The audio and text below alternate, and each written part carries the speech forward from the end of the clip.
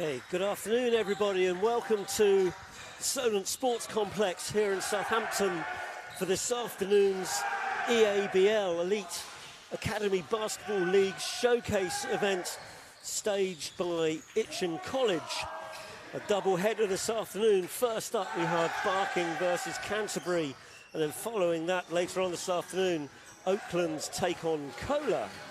I'm Jerry Merrill. I'm joined this afternoon, much to my delight, by Andre Arisol. Hello. Hey Andre, how are you? I'm good. I'm excited. I'm excited to be here.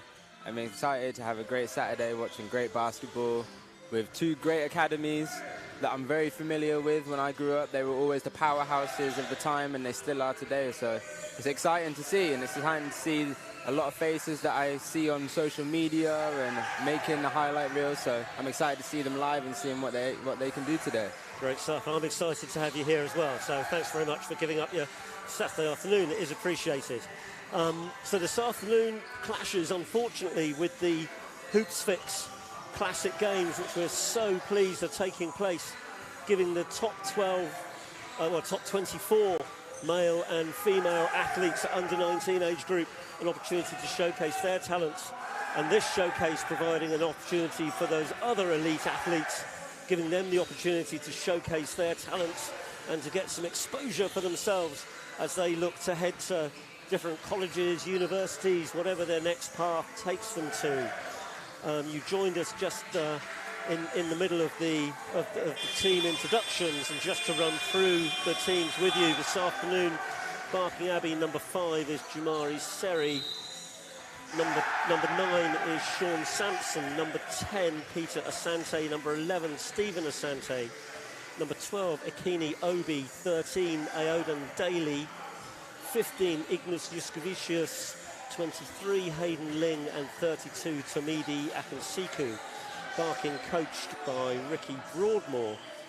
Canterbury, for them, number 1 is Andreas Elia, number 3 Bjorn Hardfendel, 5 Xander Vaughan, 6 Menelik Agu Lionel, number 9 Zach Stead, number 10 Robbie Graham, 22 Salim Leas, 23 Harry Baker, 35 Brendan Kinua, 44 Henry Weisel, 54 Kieran Farrell, and number 81 Jake Villanueva.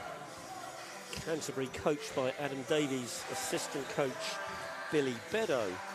Just under 2 minutes to go to tip. So Andre, you've come up through this academy set up at Charnwood and things. Perhaps just your thoughts as we head up into the start of the game on what sort of opportunities these academy games and things can present for you going forward. Yeah, I mean, watching these guys warm up, have a lot of energy, and talking to themselves and talking to each other is just giving me a flashback in the past, really. And it's such a crucial time to be in between that 16 to 19 age group, because you get in a bunch of group of guys that never moved or never lived away from home before, and literally create a brotherhood away from home. And I think it's just something special. And they need to really cherish these moments, because when I was young, it was just about basketball and school. And it's a great opportunity they have each and every day to come out and put it on the floor and prove to themselves, represent their hometown, represent their families, and represent their club. And it's just great to see it. And watching the highest level in this country compete day in, day out. Granted, with this COVID, so I know these guys are more hungry than ever. So it's just fun, because a lot of these guys have aspirations to play high-level universities in England, play in Europe, and most of them going to America, as I did when I was young. So the exciting thing about watching EABL is that you know you're going to get each player's 110 effort, because everything that's on the line. So I'm excited to watch these guys and watching the new generation, really. Yeah, so for sure. And for you, it wasn't just a case of going to university, but, Chaminade University in Honolulu. In Hawaii, yeah. That's quite a change from the East Midlands in England.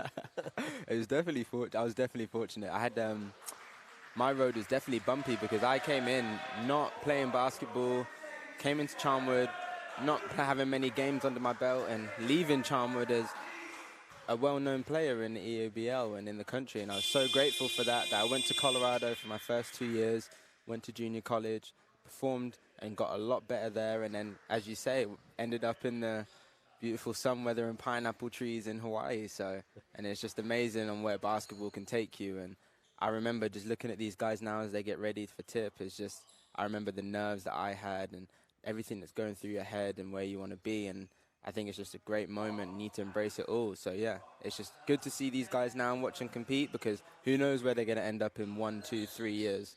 Absolutely, yeah. And as you say, it's really exciting opportunities now. So as we head into getting ready for the tip, players just going to the relevant sides of the court, and will no doubt take the knee in recognition of the ongoing struggle.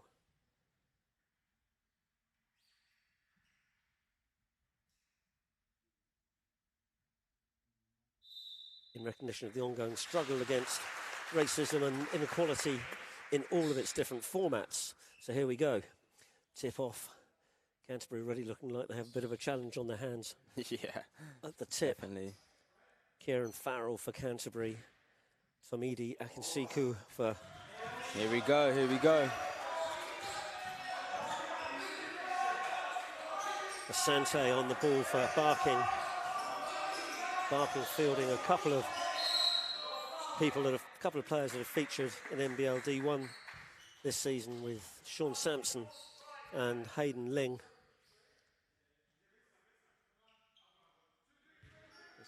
Ball deflected out of bounds. It's going to be Abbey ball end line. Be interesting to see if they look to take advantage of the size and inside. Yeah, there we go. You see Canterbury come out in the zone and the baseline there. Smart move, because they know how Barking can really penetrate the paint. So it's a great play by, great move by the coaches there.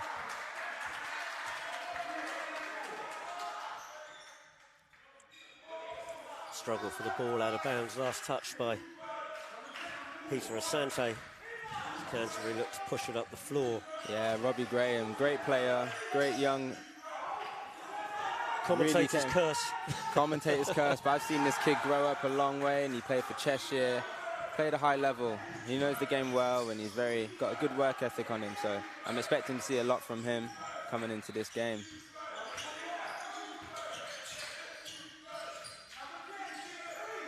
There you go. There you go, Robbie Graham. The first score for Canterbury, and it's a 3, getting them on the board. Abbey looking to penetrate and kick against the zone. Long jumper is off. Hustle on the board from Sampson, keeping possession for Barking. He'll drive baseline, kicks it out. Nowhere to go inside. Sampson short on the J. Right man Graham again clears the boards, pushes it up the floor. Kinua's cut off. Oh! Sweet Slam it there home. we go. Big fella. Kieran Farrell with the emphatic dunk on the break. Had the lane wide open there for him as he just came down swooping in for the slam. Great play, great momentum change early for Canterbury, knowing how they're going to come out.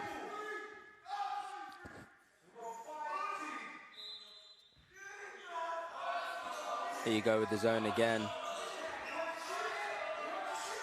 Barking not shy and putting up the long jumpers. Not having a lot of success at the moment. And then cheap foul.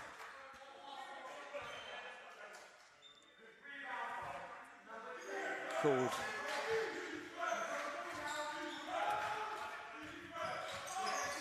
Well, the scoreboard says it was against the Canterbury player, but Canterbury still have possession, so that can't be correct. A shot from Great. Oh. Just off the back rim there. Sampson pushing it up. Pull-up jumper is way left. Can't draw iron on it. And Canterbury will come again on the break. Xander Vaughan getting wide open on the wing. Farrell driving strong down the lane again, taking it straight at Akinsiku inside. Yeah, as soon as he got that one dunk, now he's just hunting for the paint now. And granted, it's got them a baseline, taking it out on the baseline. Beg your pardon, it's Hayden Ling, not Akinsiku. It's 23, not 32. Don't quite know what I'm doing with my numbers there. Penetration and kick outside, open for the three. Great shot, great composure. Brandon Kinua. That should get them fired up.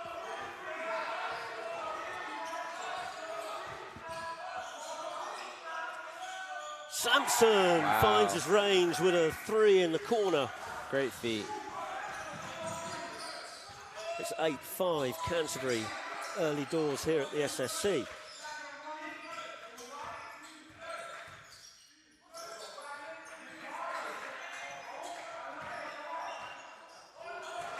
This is turning into a bit of a three-point competition. Yeah. End-to-end stuff from Canterbury, embarking. Strong move under pressure. Yeah, way to be composed in that transition. Yeah, knowing that you have a big fella trailing behind you who could block your shot anytime. It's great to have that composure and just finish. Yeah, nice finish, taking the contact still with the focus.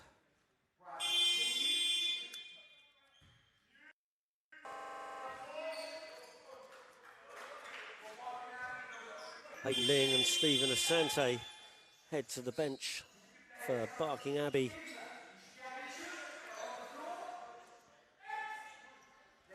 For Canterbury, Brandon Kinua will take a breather.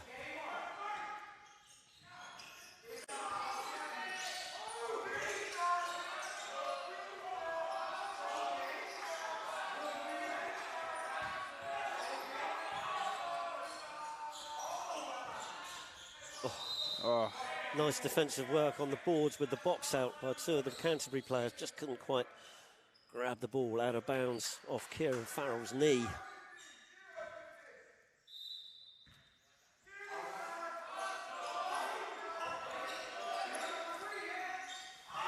Sampson again, always going to be the danger man on the wing. yeah. One of the things I remember from the D1 games Kestrel's played against Barking Abbey was in the trophy round robins was the intensity of and the youth of their team. Sean Sampson being one of their standout players. Xander Vaughan knocks down Here the we three. go. This is what Canterbury's about. Just being able to penetrate, see where the open opportunities are, and just getting shooters in the right position and just knocking it down. And that's what they're about. It's great. Great to see. Here they go in the fast break here. Nice play, Canterbury. Referees letting them play as well. Yeah.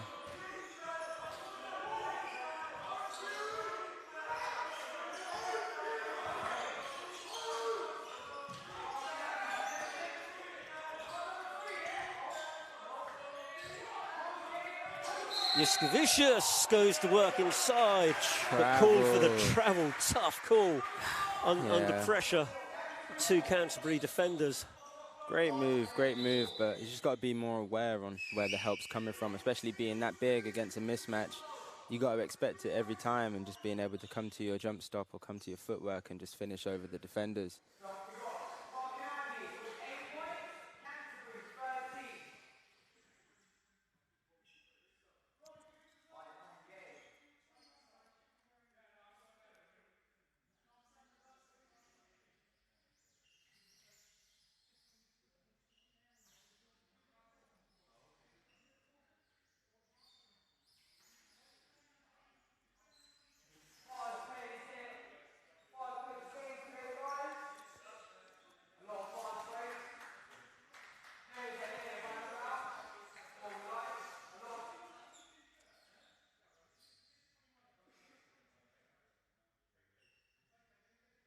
Substitution called for Canterbury there.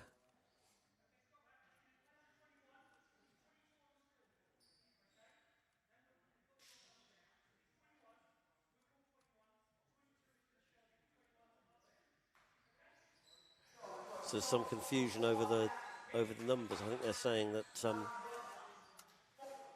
number 21 for Canterbury is actually is on the scoreboard as number 44, was on the team sheet as number 44.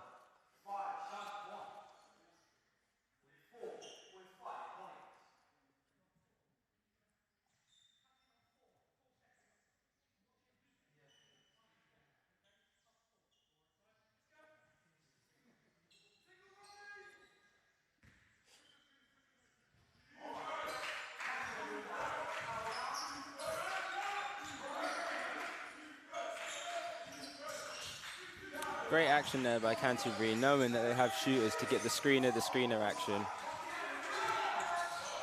It just comes up short there on the shot. Sampson again with the pull-up three. Nails it again. Sean Sampson, great player, great composure. He's one of the leaders for Barking, and you see it a lot as they play games. And when we play them, the Kestrels versus Barking, he's a great leader. He's always vocal, and he works hard. And this is just proof of it, really. Hopefully he can lead the Barking side past them. Sean Sampson with 9 of Barking's 11 points so far. It's a 4-point ball game. Barking trailing. Wow. Here you go. I was going to say trailing by 6. They're now trailing by 4. Timeout, Canterbury. Bit of momentum swing there as Barking getting back to their niche, getting out in fast breaks, pushing the ball, getting stops. That's how Barking want to play. So it's just now it's coming into that 5-minute mark. You see Barking getting their legs in it now and putting Canterbury under pressure. Interesting difference in styles. Barking Abbey looking to always take that penetration, try and get to the basket. Canterbury with a more structured team offense, able to get out on the break when it's open, but not looking to force it. Knowing, as you say, Andre, that they've always got shooters spotting up out of their well-organised offense.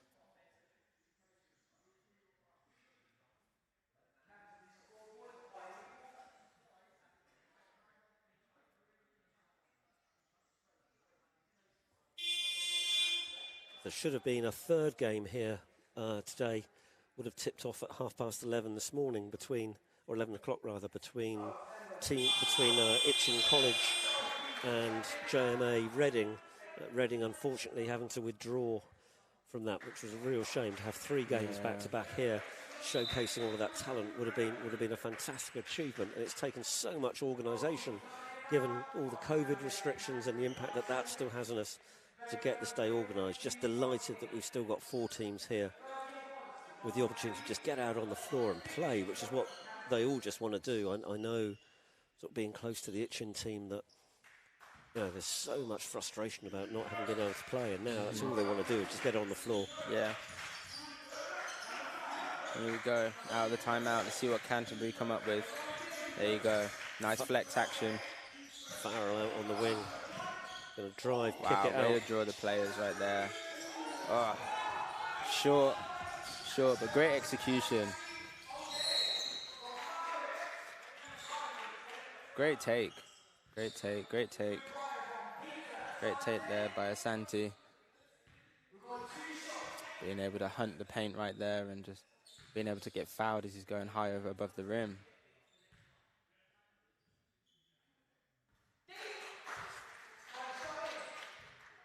Asante makes the first from the line.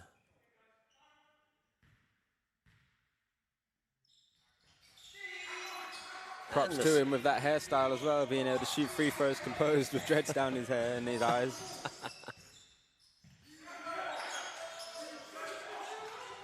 Wow.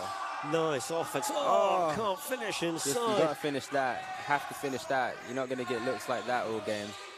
Nice offense, though, to get the wide open look underneath. Yuskavicius setting the screen for Asante. Looks to go the other way. Sampson fakes the shot, dumps off inside. Pass. Nice play. Yuskavicius taking a battering underneath the basket as he went up, maintaining his composure. And as you were saying, Dre, you've got to expect that challenge under there, but how many Eastern Europeans do we see that have got that touch underneath, inside? Yeah. And the size to go with it. Yeah, but then again, it's great. Great by Sampson to being able to recognize that, draw his defender, and being able to dump it off to the big man down low while still in the air. It's tough. It's tough. See, here you go again. Yeah. That flex screen there and just being able to counter read it, whatever Barkin decide how to guard it. And right now it's giving them problems. Travel from Jamari Seri. Abbey turn it over. Abbey with that shift in momentum now, enjoying a 2-point lead, 17-15. Getting some more of the team involved in the scoring as well. Sampson still leading with those 9 points. 4 of the Abbey players on the board now in terms of scoring. Canterbury with the more spread scoring effort. Nice move. Wow, they're just picking apart Barkin right now by being able to read and react off the screen, off the handoffs and slips, and right now it's giving Barkin real issues. Great move. Nice spin, baseline. Great move by Obi right there to get into the paint.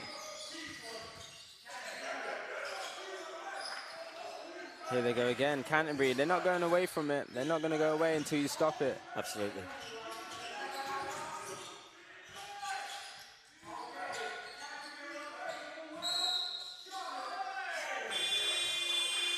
Canterbury seemingly getting whatever they want on the offensive end in terms of the offense that they're running, getting good open looks, not able to knock it down on that occasion. Yeah. It's probably the most pressure has been on one of their shots actually for the last 4 or 5 offenses. Good open looks inside. But you're saying that right now, the score's still 19-17 Barkin's way, so it's just, it doesn't really seem like it because of what Canterbury are getting, but Barkin seems to just be picking inside that paint all day long right now, and Canterbury haven't been able to guard one-on-one on that perimeter. And knowing the coach, Coach Ricky, that's exactly how he wants to play. He wants his players to be opportunistic and be creative and just hunt the paint and stop until you get stopped. And I think that's what Barkin are doing right now. And it's just great, as you said before, to see the styles and 2 different styles where it's athletic, active, a lot of drives compared to the actions and sequences of Canterbury. Blocked So from it's behind. Jamari Seri with the block. Abbey going the other great way. Take. Great take. So here comes the pressure now. Great ball pressure by Asante there on Robbie Graham.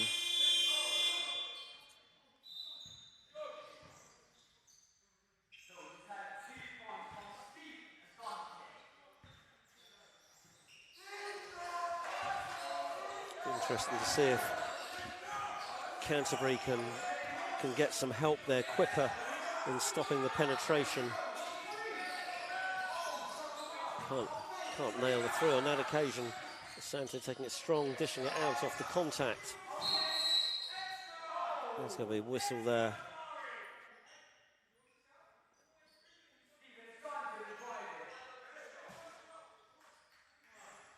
The end line ball. Steve Asante thinking he'd earned himself a trip to the foul line there. Referees disagreeing.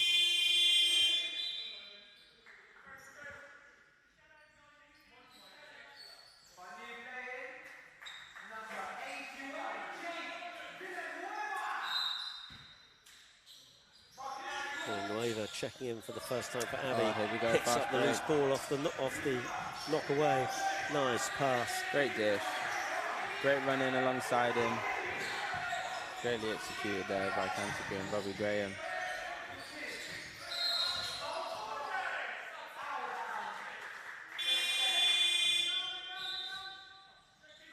Seems to be something that we see more and more these days, Andre, that before a lot of people penetrate, they're just dropping that back foot in order to push off. Yeah. You know, so many times you see it going out of bounds when they're sideline looking for the three.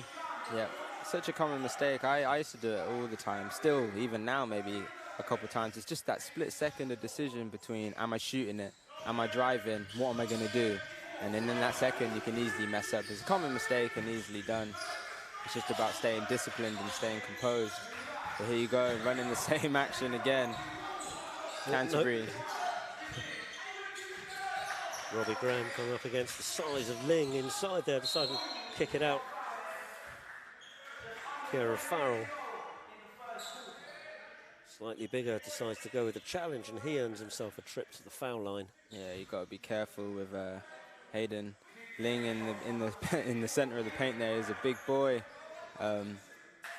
Huge, and I remember talking to the Barking Abbey coaching staff, and he's only played 15 basketball games before this game. Wow. Unbelievable. His size, apparently he's come a long way. He's got a good touch, and he can get above the rim, so it's just great to see him being able to get games under his belt, and I think he's an upcoming prospect in the future here. So. Absolutely. So if that's 15 games now, and Kestrel's played him at the start of the season in the L Lynch Trophy round robins when he played, then he'd only ever played a handful of games. He's playing in NBL Div 1. So. Yep. Oh, nice pivot, nice catch, nice pivot. Yeah. Get himself open, get the defender on his back. Barking is starting to get their groove now, but coming in 30 seconds left of the first quarter here.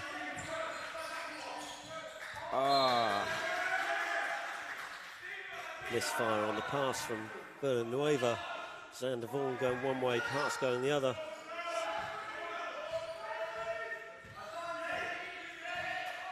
Canterbury will get the ball back for another shot, even if Barking take the 24 seconds, which we're unlikely to see them do. Yeah. Wow, great drive and being able to just easily execute the pass though, but you've got to get something out of that if you're going to get that deep. Turnover after turnover in this last 30 seconds, and it's not something you want really. It's either you're going to go for a 2-for-1, and here's another turnover. On the buzzer, Vaughan can't quite get it to go. Canterbury lucky to get the ball back there after the turnover. So it's been end-to-end stuff here at the SSC in the first quarter of this EABL matchup, showcase matchup between Barking Abbey and Canterbury High School. Barking leading 23-20.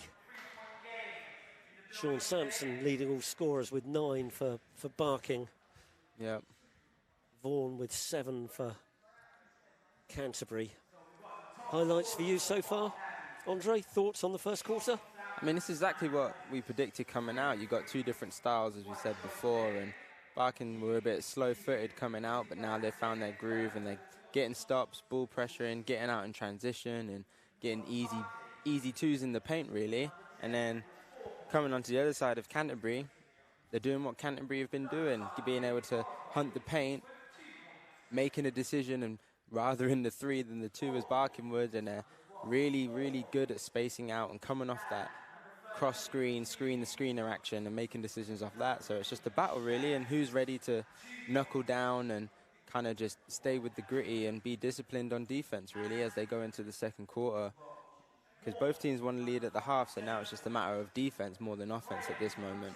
Absolutely, and I was just thinking, you mentioned discipline there. You know, Canterbury looking extremely disciplined in their offense, and as you're saying, Coach Broadmoor really, really well from the Barking team, and seeing them, taking that, I don't know, you'd say it's more traditional sort of London approach to looking at that aggressive one on the key, if you like, approach, and I'm going to get what I can and kick it if I have to. Otherwise, I'm going to get to the rack. Yeah, it's really good to see, exciting to see, and there may be players. There may be players missing from today. Barking missing 3 of their key players: Verus, Flynn, Boardman, Raffet, Abbey, Oden, Adado, as well as having people out injured, and the rest of their D1 team, or majority of their D1 team, not here. Canterbury missing Will Rafe. That despite those people missing, this is still a really high standard of basketball that we're seeing this afternoon. Oh, yeah. And you can see it with very like-to-like here. And you got Robbie Graham on Canterbury, who's taking it on his shoulders to lead the team. And then likewise on Barking, you have Sean Sampson. And they're both very going out and battling each other. And it's just great to see these 2 take the leadership here as we get underway on the start of the second quarter with Canterbury running their offense. Same action as we go on the double down screen here. Yeah, why would you change it? Yeah, started to switch it up. Villanueva, quick release 3, won't go.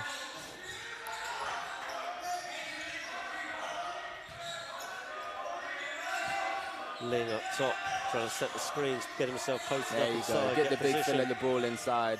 Look. Nice footwork. Oh, no. Just that extra step. Yeah, see, he's got it though. He's got it. You can see that he knows where he is around the rim and in his key, and you have to send 2 to him by looking at Canterbury's lineup right now. There's not a player bigger than him or even comes close, but yeah, awareness of his position in relation to the basket on that last move. It's not something that you see very often, that ability to back to the basket, little hook shot. Yeah, hard to come by. Hard to get a big that's just being able to have that recognition of, as you say, where he is with the footwork. Great shot. Off 1 foot, Xander Vaughan. What a shot as the shot clock expires. Cool as the other side of the pillow under that pressure.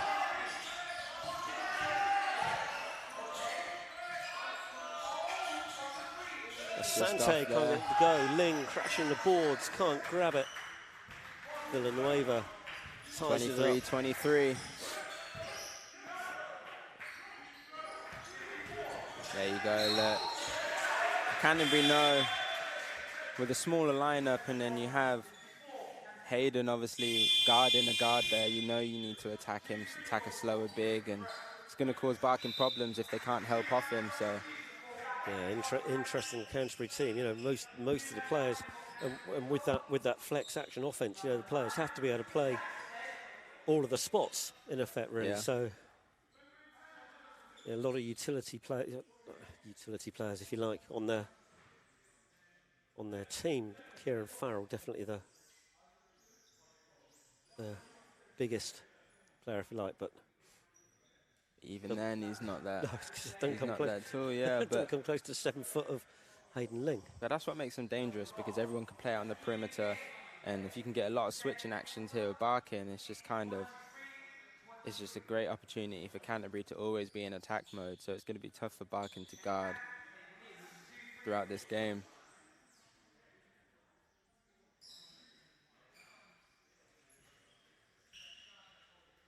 And not quite sure what the call is here. We know it's definitely 2 free throws.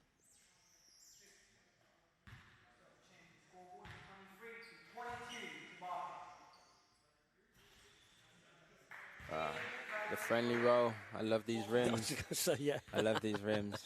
They definitely give you a lot of leeway when you're shooting your free throws.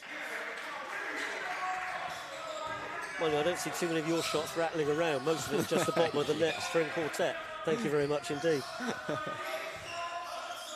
You can see Canterbury coming out of a full court press here. Slow barking down.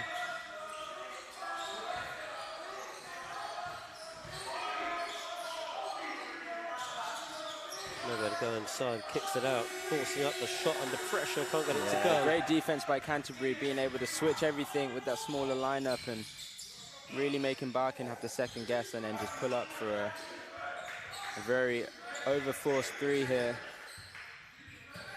Oh. Farrell wide open inside, eventually getting it under a bit of pressure, goes to the hook, can't get it to go. Nice box out. Wow, great steps, great steps.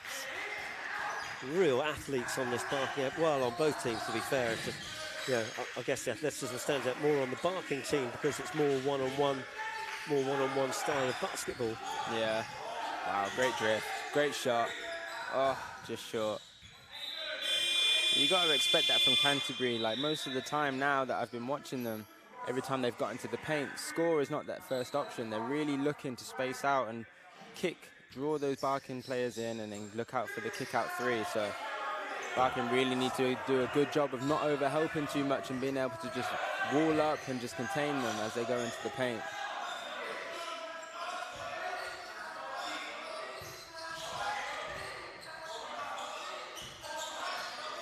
Yeah, and this is such a tremendous, this showcase.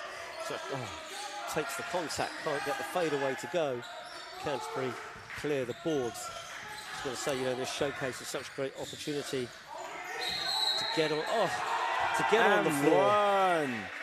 Great take, great body control there and being able to finish in the inside scoop by the Kieran Farrell. Yeah, nice move. I've been impressed with him so far.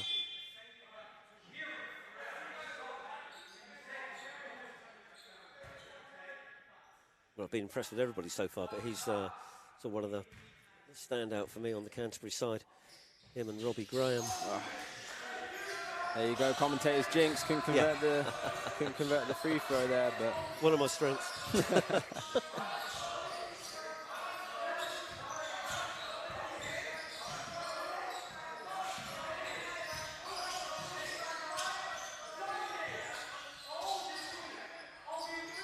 Wow, great rebound over 2 players there.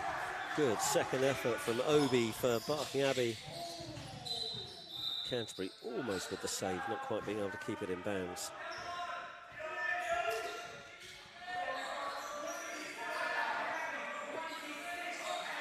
Canterbury coming with a little bit of pressure. Just looking to slow Abbey up if they can. Yeah, best case really, knowing Barking Abbey want to get out and attack first option, being able to put that ball pressure on them to make him slow them down a little bit. Wow, strong move. Quite can't convert there.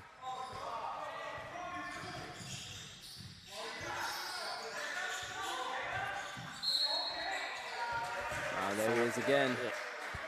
Draws yet another foul. Shame we haven't got live stats. Yeah. Just being able, Farrell for him, just being able to go downhill each and every time on the one-on-one. You're not going to get a better look than that, really. So smart decisions by him just to keep getting to the foul line, because on these rims, we'll take that any day.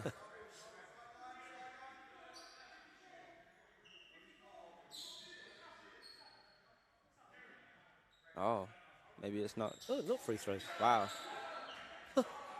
I thought he was in the shooting motion. Absolutely.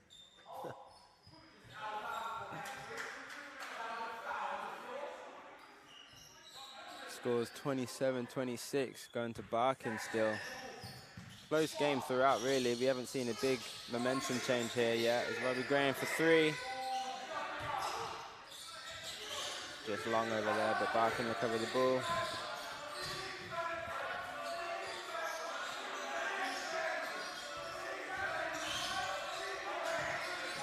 Good whip. Good decision. Yeah, good recognition of where your teammates are out of the offense.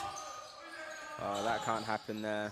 Ball to the floater, can't get it to go, can't quite grab his own rebound. He had a wide open three there. He should have took the three, if anything. Wow. Does that come to what you were saying, Dre, about, you know, not looking, it's not a score first offense. Exactly. And I think that's really interesting with, you know, recognising that you know, that this whole thing is about giving people the opportunity to play. It's about development. You know, there is no league table. You know, it's just designed to get some competition out there and get some miles in the legs. Allow these, you know, young elite athletes to compete. What we got here? A shooting foul on Akesinku here for 2. Sinks the first.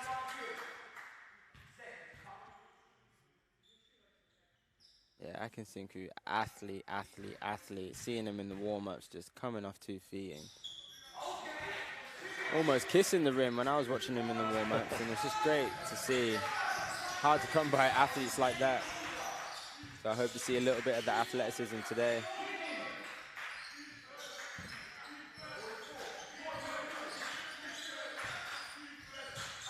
Great crossover, great read, great shot. Oh, Robbie Graham. Sneaky with the sneaky steal. Pickpocket there. And again, another steal. Zach Stead this time steps out of bounds. Tough. Good hustle from Canterbury. Abbey needing to recognise that these guys are shooting the lanes.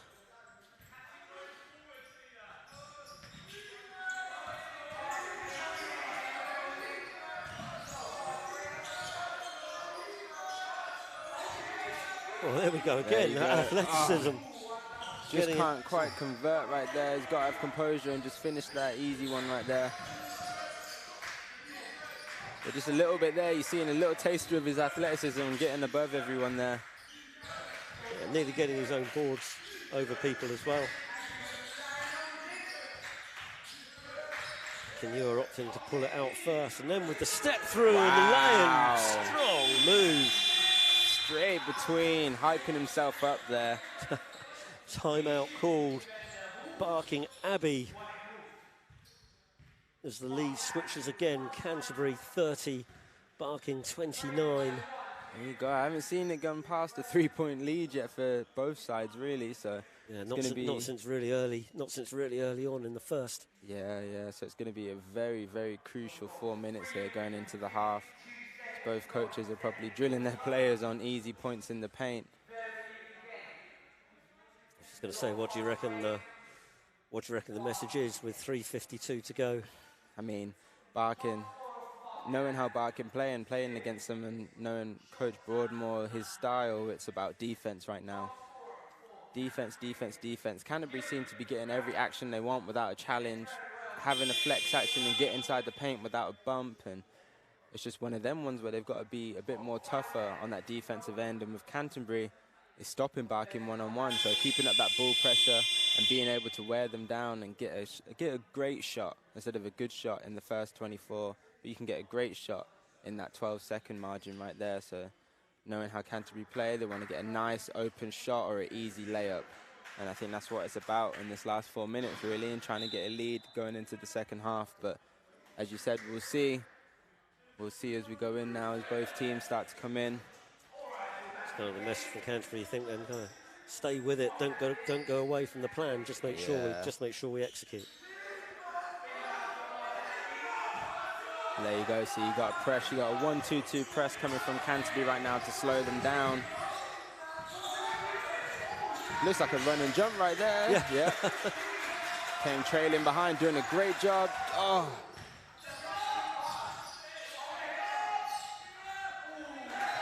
Did the job, I guess. Absolutely, eventually, yeah. No let up from Canterbury on that offense.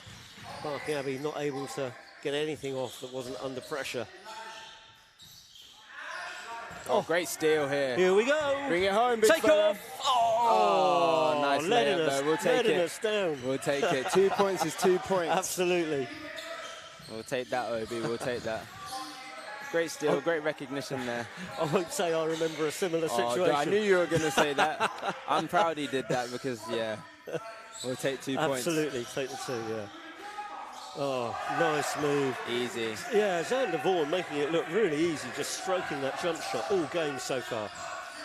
Nice, repeatable action.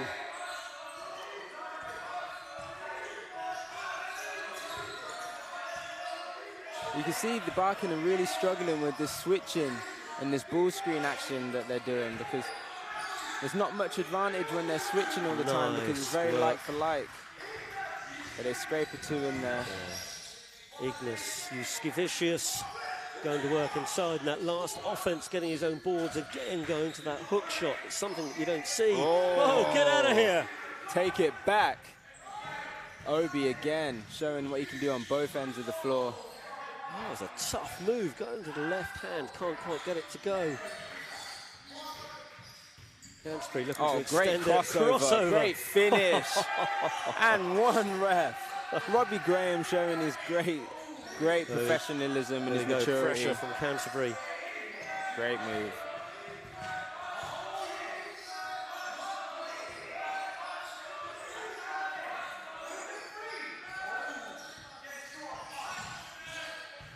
Yuskivicius picking up the rubbish, looking for the pass to the cutting Obi inside, can't find him. And Vaughan's going to get tied up as he goes for the layup. Right there. Very scrappy on both ends, I think. Barking just needs to take care of the ball right now, especially going into 1 minute 30 into the half. It's just, you got to take care of it in the paint, knowing Canterbury are looking and have their hands in there and very much in the gap. You got to take care of the ball at this time. Sampson with his second foul of the game. Minute and a half to go in the first half. Here in the first of the EABL showcase matchups, Barking against Canterbury. Vaughan on the line, misses the first.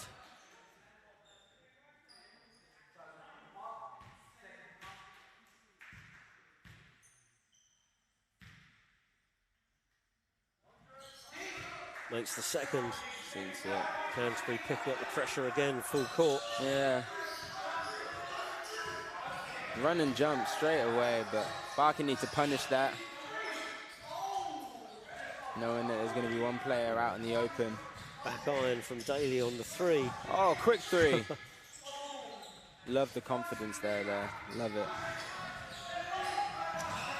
Great spin move, great kick. Got to sink that. Oh, struggled from three-point land. Abbey, with the exception of Sean Sampson. Great by Barkin to pressure that ball though, giving Canterbury only 11 seconds now on the shot clock.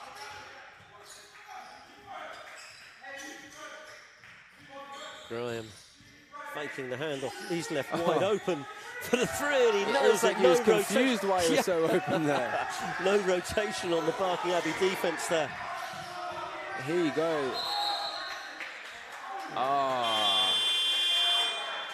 Here you go, last 30 seconds. Momentum change going Canterbury's way. Yeah, 5-point game. Half a minute to go. Timeout called. Barking Abbey.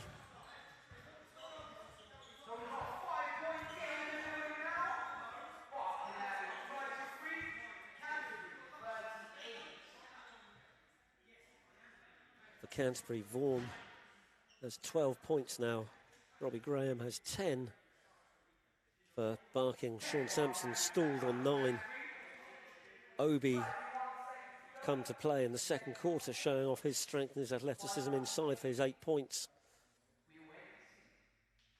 And Peter Asante on 6 for Barking. Barking 33, Canterbury 38. Momentum, as you said, Dre, Canterbury enjoying a momentum shift. It's been back and forwards, to be fair, all game, but as we say, this is the biggest lead probably since the second minute of the game. Yeah, I got confused just there. I was seeing two Asantes and I had no clue.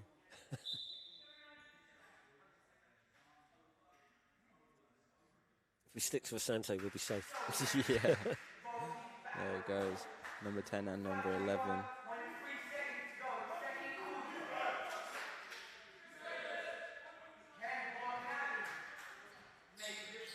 "30 seconds. Looking as if Abbey are going to... Parking ball. yeah. Oh, no. No, Canterbury ball. Canterbury ball. Yeah. The barking. I thought they were going to pick up a little pressure, but... Yeah. Let's see what they come out with here.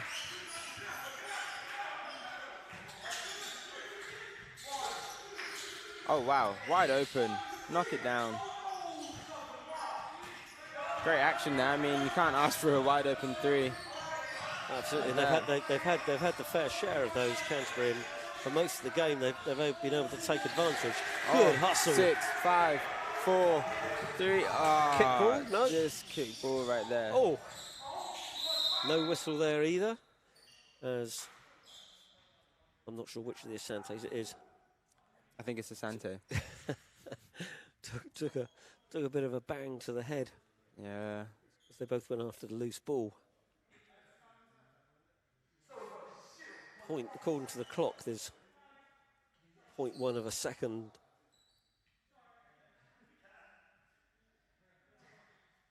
.1 of a second left. Yeah.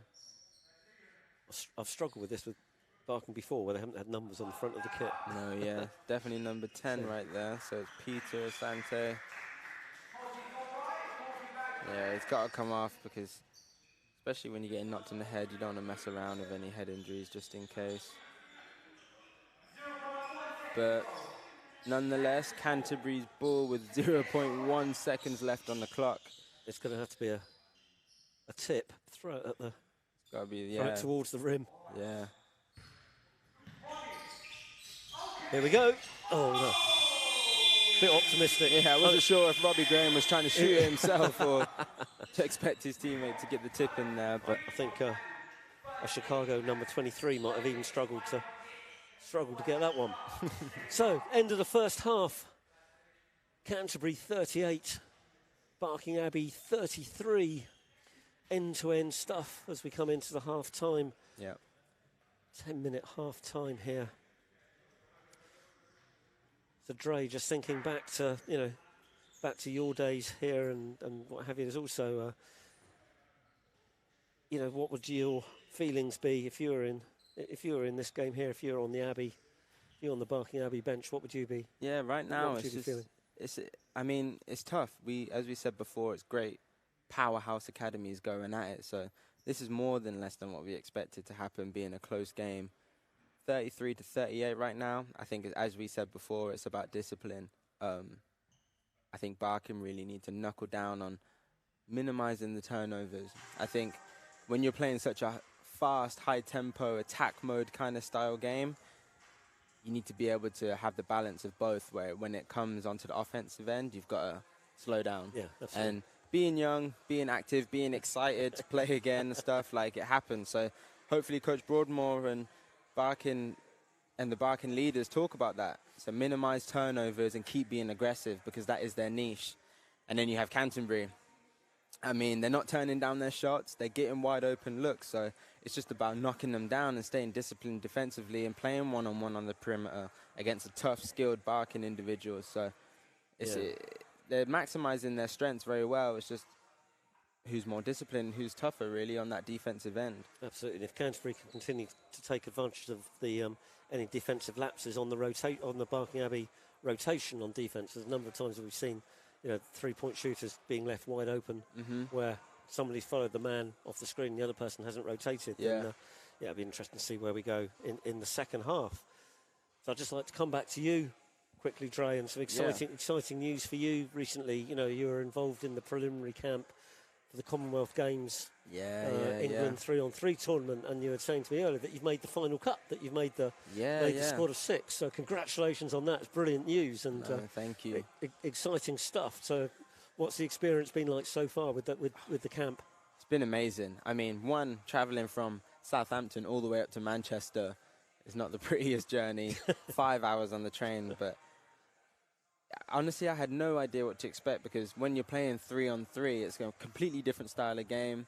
The way that I play is very fast, active, beat you down the court kind of style, but it's only half court, if that. So I have to try and do my get my steps in when going out from the 3-point line. But it really is fun. It really is. You have to be in shape for such a style, and you're really exposed in 3-on-3 because it's not like you can get a ton of help from your players. It's really knuckle down, one-on-one, being very, very impactful with your actions and your decisions. And throughout that whole camp, it was greatly ran by Basketball England, and obviously great players from who play in Europe, from the senior men's team, Great Britain national team, from great players in BBL, and just coming together and being able to catch up with a lot of guys that I know, but also competing against them that I haven't competed against in years. So it was a great test for me to see where I'm at.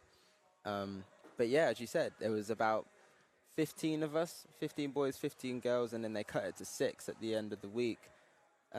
Unfortunately, I made it, and so did Orlan Jackman. He was my hotel roommate. So was he? Yeah, it was great to get the knowledge from him because obviously he's an older guy. But as you say, 3-on-3 is a completely different style of game. Really fun, being able to be creative. But I tell you what, you have to have something to you when you're like my height, because I was one of the smallest there. For sure. So when you're having a lot of actions, it's easy to get post up. Yeah. So I have to make up my dues on the 3-point line and being faster than everyone else. But I'm just grateful for the opportunity, really, because as I said, there was only 6 going. So I really am grateful for being able to be recognized for that. Yeah. And it was nice to represent Solent, you know. It was good for NBL players like myself and Orlan to go there and play against BBL players and players that play in Europe or are in the national team now, and being able to say, I kind of went with that chip on my shoulder, like, hey, like, yeah, I'm from NBL. I want to be here. I deserve to be part of it. Yeah, and I think absolutely. It's nice to have that feeling where it's like, I came from here, so what? Yeah, absolutely. You can play. And it was nice to have that fulfillment making the cut.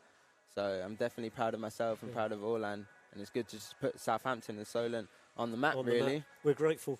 But it's interesting, you say about being posted up, because of your size. You're not Defensive Player of the Year in NBL D1 for no reason. Yeah. So clearly, there's other things. Your speed, your quickness that you're talking about. Those hands, the ability, even at your relatively young age still. The reading of the game and the game smarts to be able to read the game and get in those great defensive positions, to make the interceptions, to make the knockaways and things. It's great. I'm really, really pleased for you. But it's interesting as well because Orlan making the cut as well, and you two very, very different players. Completely different. So just highlighting how you need those different skill sets within a team to be able to complement one another. And but as you say, it just gets highlighted even further, doesn't it? Where there's only 3 of you on the floor, that ability. So it'll be interesting.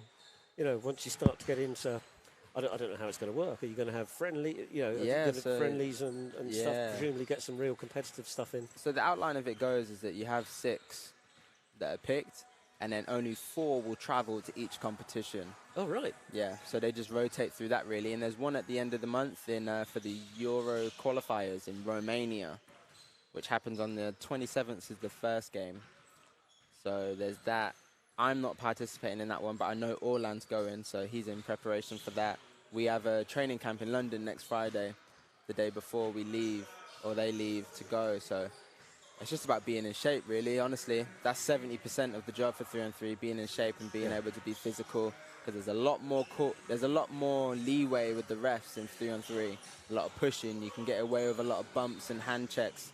So there's fighting that as well, so that's where it put me more of a disadvantage, because it wasn't like I was going against the 6'1" players. I was going up against the likes of Orlan pushing me, and his heavy self against myself was a completely different story. So it's just fun. It's just a great way, and I'm glad that FIBA have put 3-on-3 involved, because it's just a different style, a lot quicker, a lot more excitement in such a short amount of time. So it's just fun.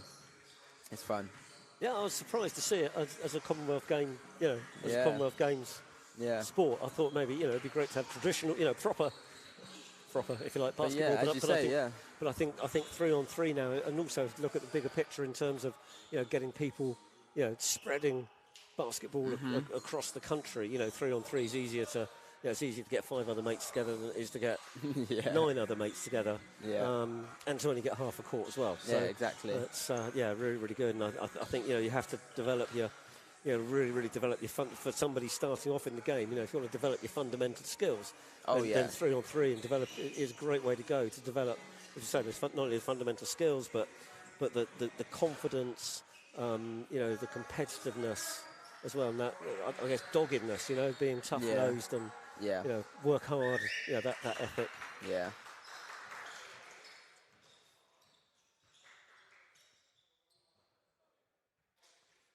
Crikey, I thought we were just going to have a quick chat and.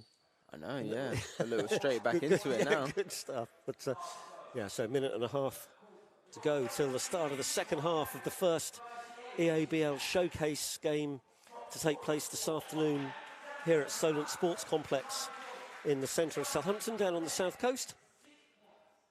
I'm used to saying the sunny south coast, but it's definitely not been that the last 2 or 3 days. Definitely. I'm sure everyone made the most of it, though, while I was here.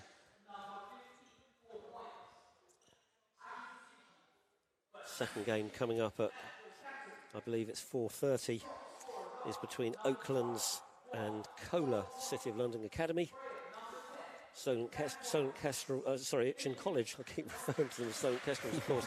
It's the Kestrels Academy team. Itchen College was supposed to have played Reading at 11 o'clock this morning.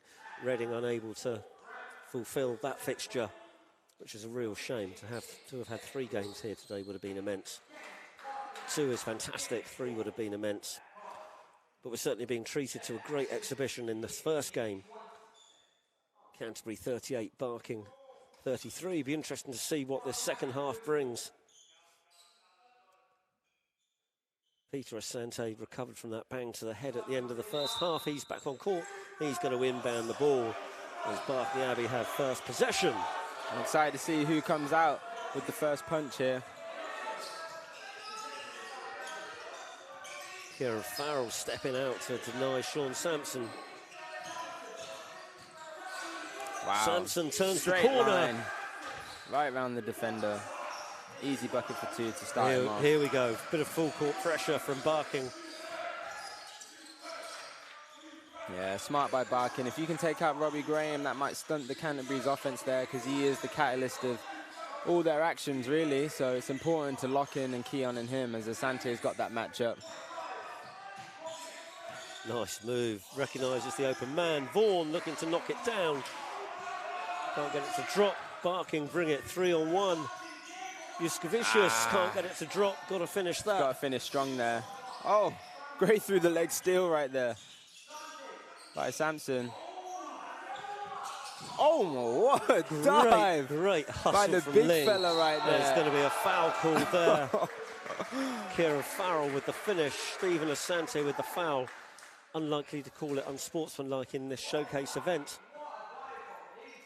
Wow, Hayden Ling with the... He was horizontal. It was incredible. Great athleticism. With the stunt double athletic jump off the sideline there. Is there a crash mat down there? That's what I'm expecting. Wow, what a biggest player on the court to be able to jump like that. Great shows stuff. The commitment right there for absolutely for the ball right there, and it shows a lot of his character. So it's great to see. I hope he's all right, but he seems to be moving okay, which is good news. Canterbury was still pressuring, trapping on that half-court corner. Wow. Exactly what they want, but you see Barking there, kind of cowered away. Everyone's got to know what everyone ran away. You got to come into space. You got to help out Asante there as he's stuck with 2 defenders on him. Hopefully they can correct that early, because Canterbury are just going to keep coming. Absolutely, seeing blood right there if they let that happen again. That press break, send people away. You've got to come back to the ball. Get it in the middle of the floor. Bang, bang, bang. There you go, Canterbury doing what they do on the actions right there. I'm still not sure who number 21 is, because he's not on the scoreboard. I should have checked at half time. I think that is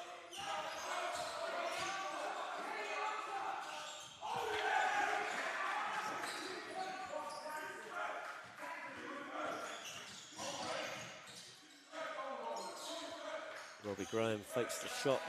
Canterbury pulling away here with the 37-44 lead. Wow. Stroking the three in the corner. Xander Vaughan. 10-point lead 10-point game. All of a sudden, what can Barking do? Take it to the rack. One-on-one is the answer. Stephen Asante drawing the foul. He'll go to the line shooting 2. Third foul called on number 35, Brandon Kinua.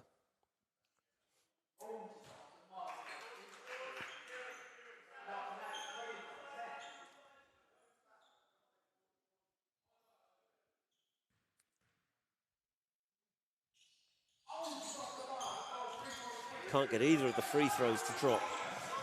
Vaughan brings it up the other way. Wide open in the corner, number 21. Bang, bang, there we go again.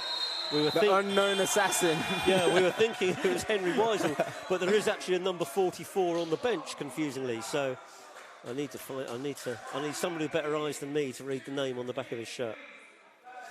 There you go, though. This is what Canterbury's about. Being able to just come in at a tempo and just being able to drive, kick, keeping Barking Abbey on their toes. But then it's just all about attacking closeouts. And on Barkin's side, as we said before, it's about defense one-on-one and being able to X out, have a good closeout and force them into the drives because Canterbury right now have pulled away with a 13-point lead.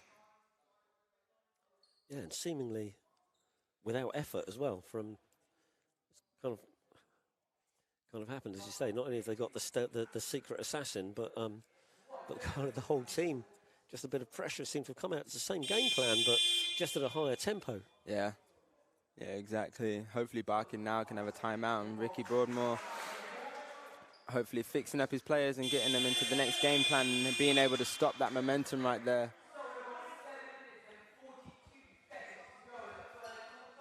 Canterbury with a lot of confidence right now, and if you're hitting from 3 like that and the bench fired up and the players fired up with a lot of confidence, it's going to be hard to stop that right there.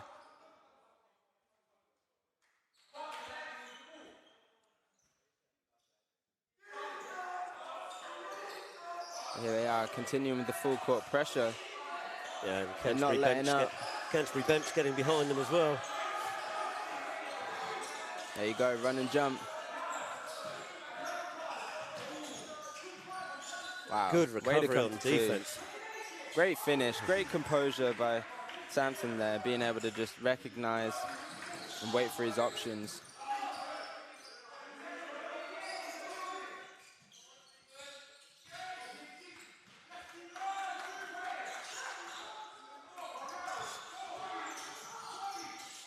Oh, good look. Oh, still coming up with the ball. There you go, wide open again. Front iron this time, can't get it to go. Maybe some of the mojo is starting to wear off. Yeah, I mean, basketball is a game of runs, isn't it? You know, you're never out of it. You know, you never know what's going to happen next. Boom! Asante for 3. Hopefully that can pick him back up right there. Oh, strong finish. Nice play. Kieran Farrell goes to the left hand. Abbey open for the 3. He nails it. Wow. End-to-end stuff. Here we go. Barking trying to creep their way back in this game, as they are.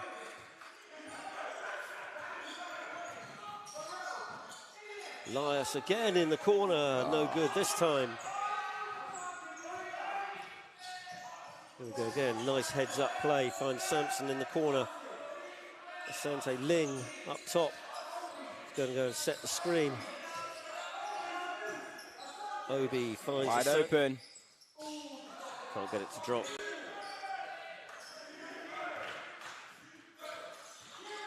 There he goes, Farrell's downhill. Drive, kick. Oh! Boop. Brandon Kinua. Kinua for 3. He hit one very at the start. I love his energy. I love how he hypes up his players on the bench. Sante looks to turn the corner, stripped by Graham. In turn, he has it knocked away. Oh. Managed to pick it up there. Great footwork from Sander Vaughan.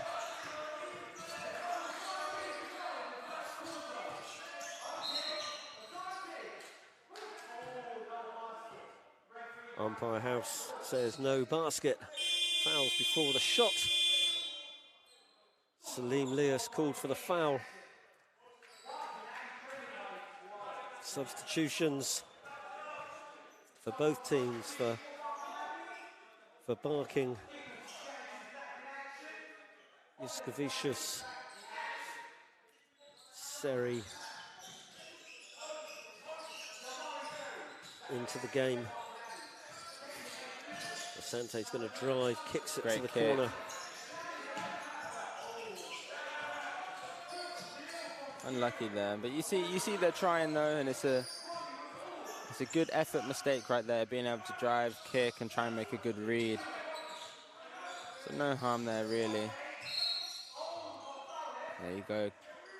It's a great matchup there though. You got Robbie Graham and Sean Sampson, the two leaders of each team, the mature heads and the catalyst going at it. Both still great players. A lot of experience here in their academies.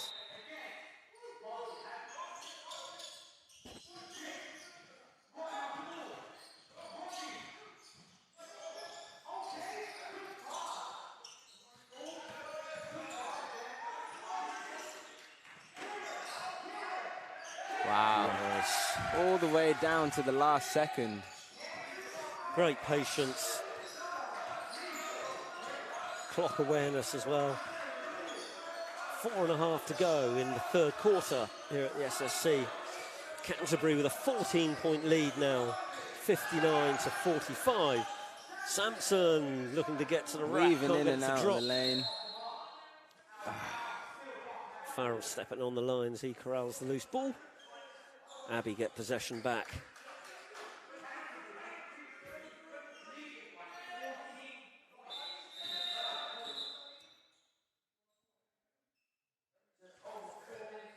.45, 59 to Canterbury with 4 minutes left in the third. Barking still haven't got an answer to Canterbury's continuous actions, but there you go. Nice. Daly with the easy left in the paint.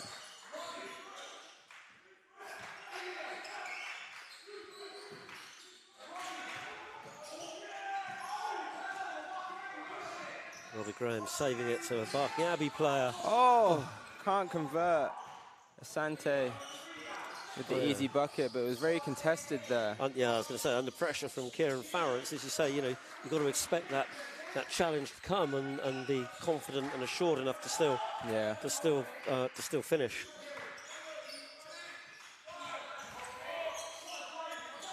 Oh, fade away, nice move, doing it all. Looking like KD out there with the turnaround fadeaway jumper. Great move, great move. Kinua into double figures for the game. He goes to 10 points. Oh, I thought that was a Barking ball there. I thought it came off Lias there, but I guess not. Interestingly, Canterbury with only the 5 players on the scoreboard. Barking with a much more balanced scoring effort. Seven of their team on the board for points personal. Vaughan leads all scorers with 17 for Canterbury. Sampson leading all the Barking scorers with 15. Then Canterbury have 3 players on 10 points, Graham, Lias and Kinua. I'm missing out Kieran Farrell, who has 14 points for the game. We're saying it's a shame there's no live stats. It would be interesting to see the rebounds. Yeah, honestly.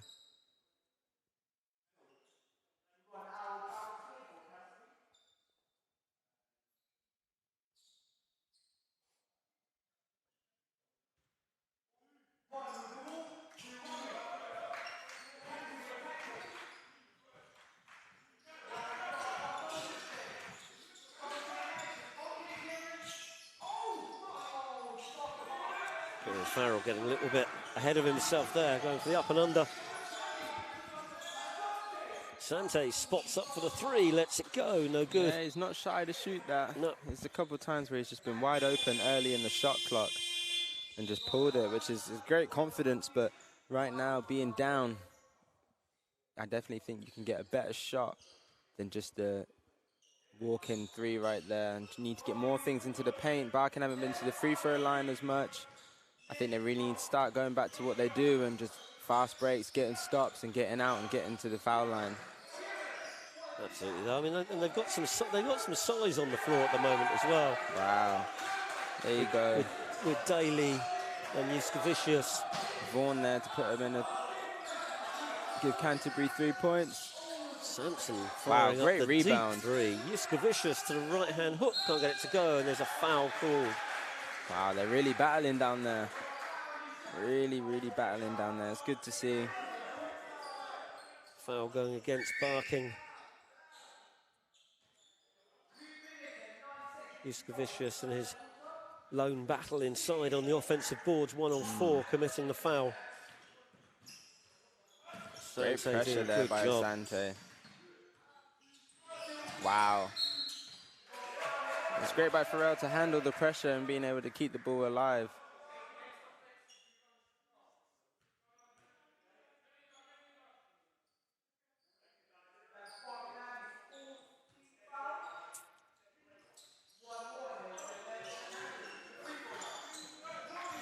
Nice fake.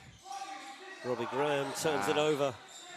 Sometimes you just got to go and score. I think he's being too much of looking to pass right there. Yep. Daly downtown for the 3, can't get it to go. Knocked loose by Abu. Way to keep it alive. Nice play, good hustle. You see the composure here, Canterbury being able to recognize when they have a fast break and when it's time to slow it down and go into the actions.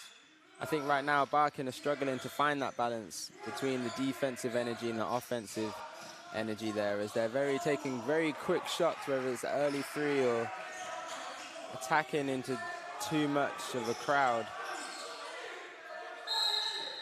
Oh, can't get it to go. As you say, everything for Abbey at the moment early on in the shot clock. Great by Daly to be able to come to 2 and get the pump fake in and draw the contact and get to the foul line, because right now that's what Barking needs. Being able to just chip away at this as they're down 47 to 64.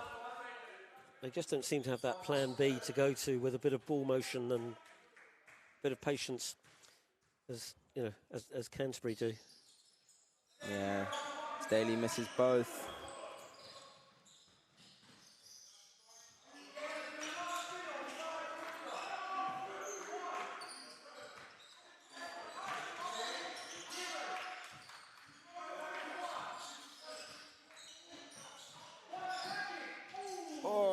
I think the ball got caught on his hip there, but nice he's got work, the basketball gods on his side and said, had another go. Henry Weisel in the right place at the right time. Good float. Can't convert. He steps out of bounds. Steps out of bounds. 32 seconds left here to end the third. 47-66 to Canterbury. It's good to see Robbie Graham and Kieran Farrell just going up to Abu and saying, hey, just calm down. You know, we're in a good position here. Don't worry about it. Just don't do it again. Daly for the 3. Can't get that to go either.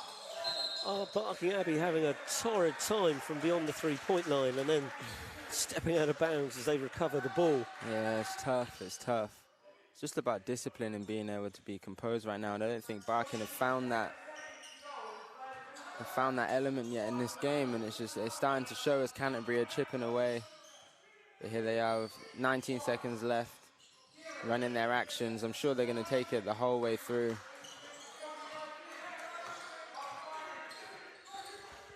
Robbie Graham here with the last shot, 7. Oh, nice great pass. Good finish under pressure. Wow, that's Canterbury. I'm really impressed with Canterbury right now as we end the third. Yeah, they're looking good for their lead right now. A 21-point lead it's ballooned out to at the end of the third quarter.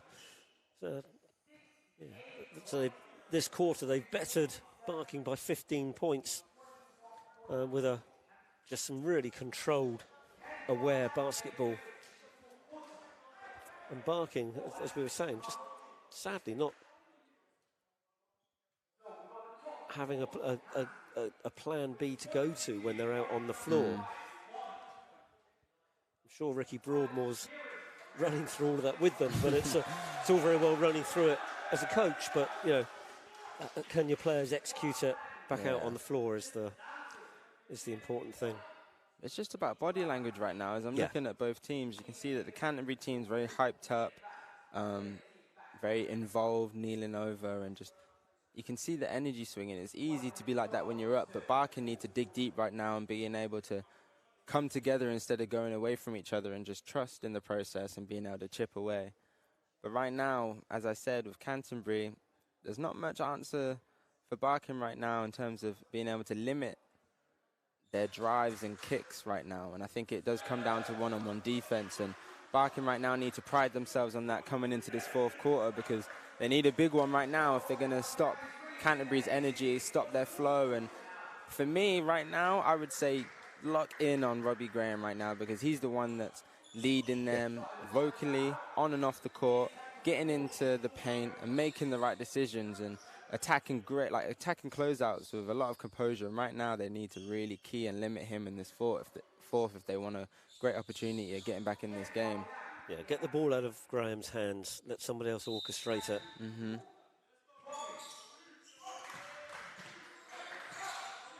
And get some get some defensive stops. Deflected out of bounds on the reach around by Stephen Asante.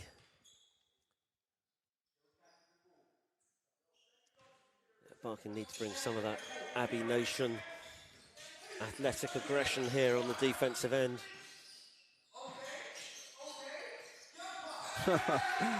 Easy by Vaughan there. Just waiting for defenders clear out behind him while they think he's going to pass and just have an easy jumper. Yeah, he's been really smart on the offensive end. Xander Vaughan and Canterbury. Foul there. Great aggressive drive to draw the contact. But now that I'm thinking about it, Barking haven't given it inside a lot, knowing that they have the mismatches. There's a very guard-orientated offense right now, and Barking definitely have the size advantage, and I think they need to use that a little bit more. Great cut down the middle of the zone there by Sampson. Yeah, Ling on the bench at the moment for Abbey. Even when he was on the floor, though, they seem to have difficulty getting them the ball.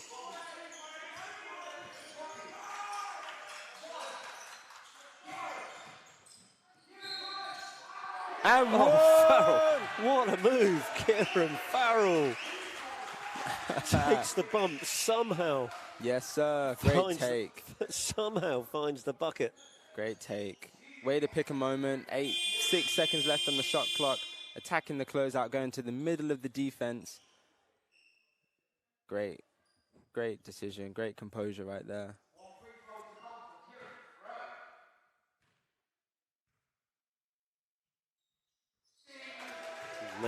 Completes the three-point play. Farrell right now to put himself to 16 personal. Been really impressed with him and his decision-making this game.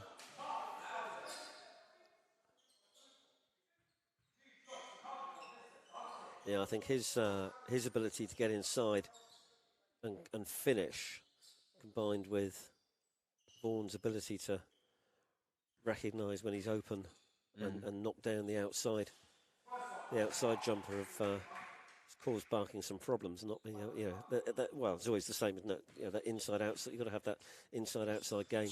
Yeah.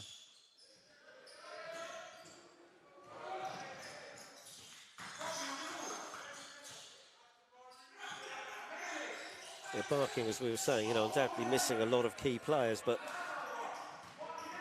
take nothing away from Canterbury and the performance that they've put in today. Oh. You tip in. I don't actually know who that was by. It was Daly looking at the scores go up on the scoreboard. Number 13, him, and number 15, Yuskavicius, crashing the offensive boards. It's good to see. Yeah, way to keep that ball alive for sure.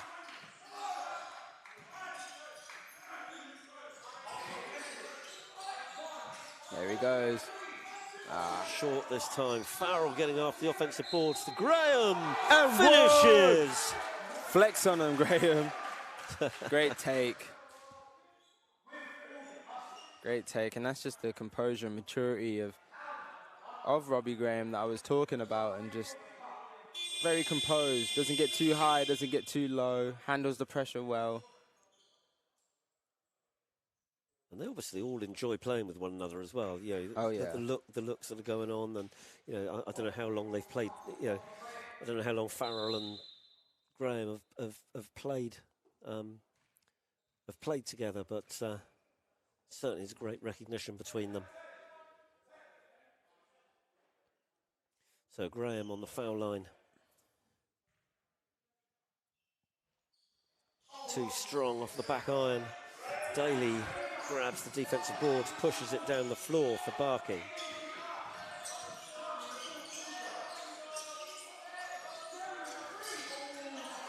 Seri can't knock down the outside three.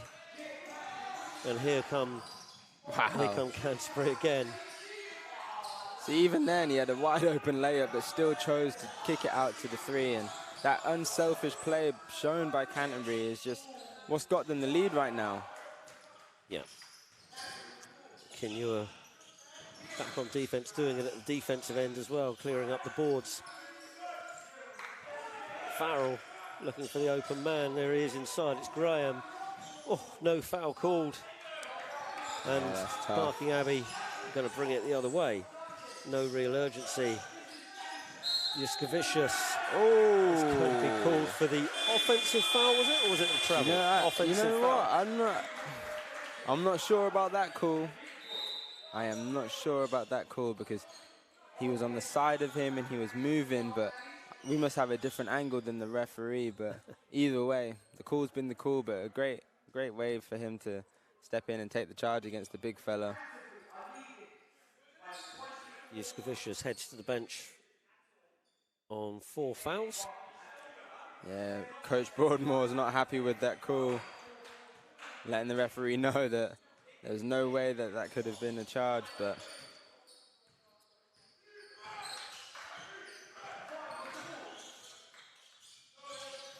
backcourt violation. New player on the floor, not quite attuned to the pace of the game. Zach Stead just knocking it into the backcourt.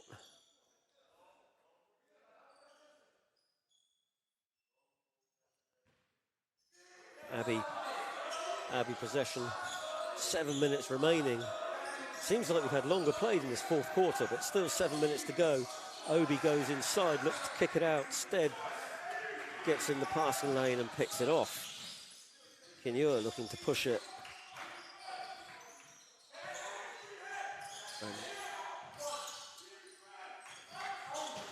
Canterbury just looking a little bit out of sync here at the moment.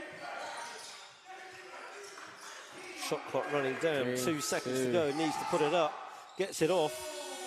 Way off the mark on the three. Just a little bit of uncertainty there from Canterbury in their offense, a little bit out of sync. It's funny, isn't it, when you've got a 5 that's in the rhythm, new people check into the game, and all of a sudden it looks like a different team. Yeah. 6 minutes left, though. It's doable. Barking just have to keep chipping away and get defensive stops here.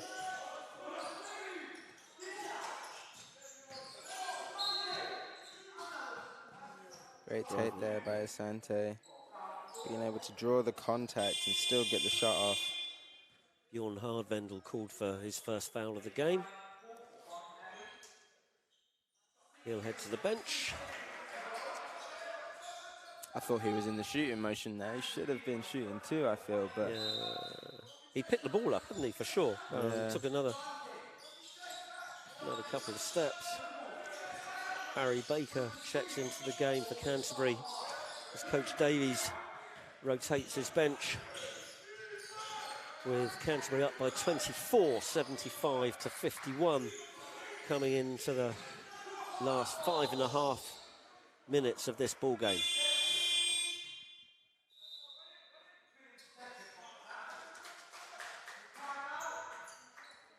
There's timeout called by Canterbury.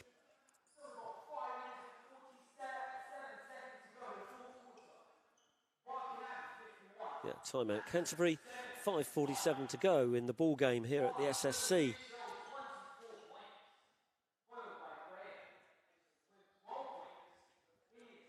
Xander Vaughan has a game high 24 points for Canterbury.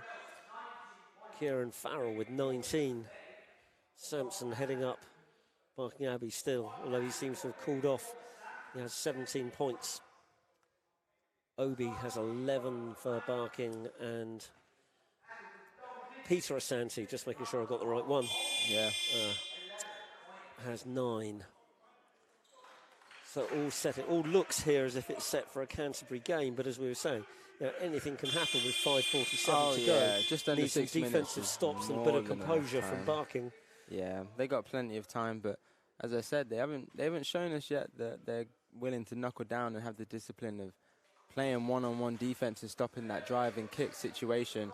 So until then, they're not really going to come back from this game if Canterbury are going to be able to have that advantage over them. But I'm excited to see how Barking come out of this timeout.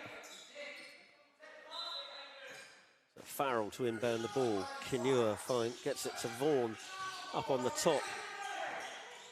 Interesting to see how they get on with Robbie Graham on the bench. Vaughan takes it to the middle over Hayden Lynn. Yeah, tough one there. Tough shot. He probably had no vision of the rim there. He just hoped for the best. The lights almost drive, went out. great not kick. Quite. Just short. Can't get it to go. They really struggled from beyond the arc, Barking Abbey in this game. Well, with the exception of Sean Sampson in the first quarter. Great ball pressure there by Asante, but here we go. Oh! And so that's good. 2 great defensive stops by Ling, where he's just, he hasn't tried to block the shot, he's just altered the shot. And Abbey able to get possession back. Obi for the 3, can't get it to go. I tell you what, if Barking were making threes, they would be level with this game, if not ahead. It's just they can't convert the 3.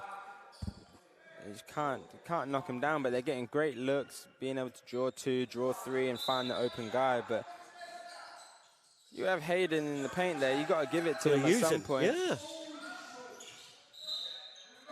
Yeah. If I have to say, if I was Hayden Ling, I would be pretty fed up at the lack of feed I've had inside. With that height dominance. Try, at least go to it as an option sometimes. Great back door.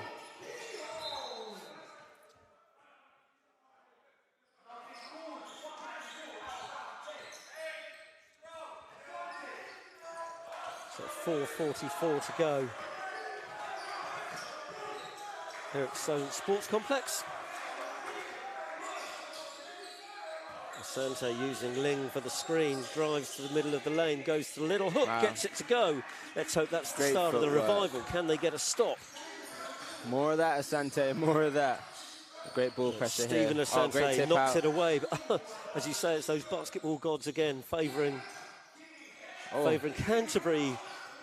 Kinua goes one way, then the other. Oh, just everywhere right now. Sampson. And gets one. It to go. No! Charge. That I would have said.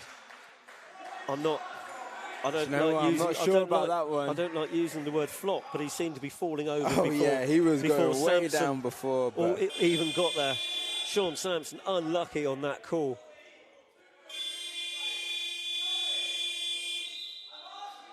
Ricky Broadmoor asking for answers here is technical foul. Ricky Broadmoor Refs getting teed up. Absolutely. Although you have to say he's got a point. Yeah, it's a tough one. I wish we had a replay here to see what actually happened there, because from my end, it definitely looked like he was falling back way before the contact. We had a good angle. I think we had a good angle on that one. I don't like to criticise the refs. They have a really, really tough job to do and I wouldn't. It's not a job I would do for. Oh no. For all the, I wouldn't say all the money in the world, but all the tea in China, definitely not. Yeah, it's definitely tough to be a referee because as a player, like, sometimes your emotions just get ahead of you and you don't even see the referees as humans. You see them as someone who just hates you. So it's definitely one of them ones where you just don't, you can get a bit ahead of yourself, but. Absolutely.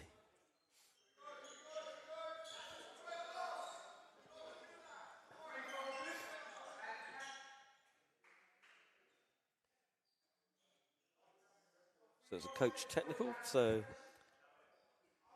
referee seeming unsure of what happens next. Yep, correct. Get the ball. But that little pause right there can change a lot in terms of momentum right now. So Barking can capitalize on this now and play with that edge on their shoulder to get back in this with 4 minutes, 20 seconds left. Ling playing defense right out on the perimeter. Great steal. Oh, steal by Abbey. Can he go all the way? And it's going to be an unsportsmanlike call on Xander Vaughan. Yeah, good call, good call. Great steal. Great steal there.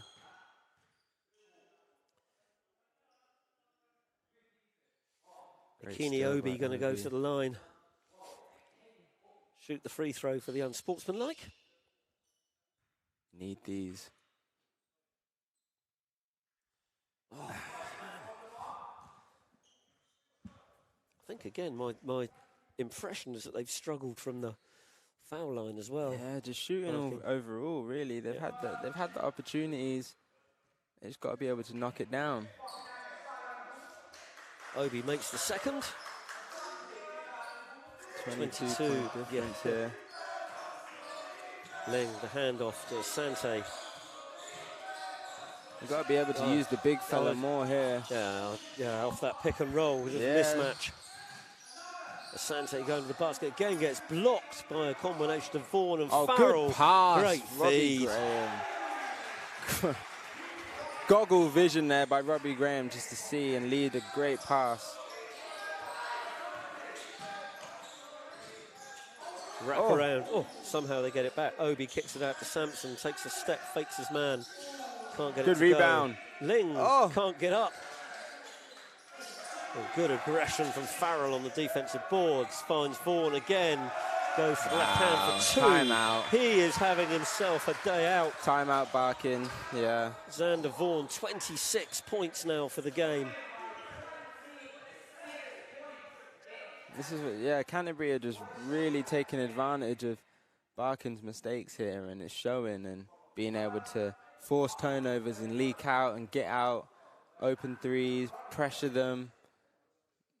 It's tough, and I think Barkin are struggling to bring themselves up right now and understand that there's still a little bit of time in this game where they can chip away if they really knuckle down. And this timeout should really be the difference here, and whether Coach Broadmoor can bring them to realize that, and if they can bring themselves. Yeah, what can they get from this last 3:30, 26-point ball game? Canterbury 80, Barking 54.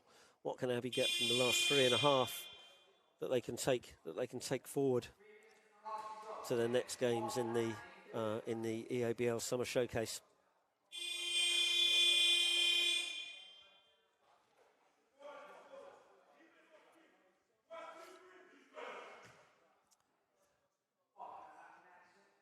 Here we go, a tired-looking Barking Abbey team coming back onto the floor.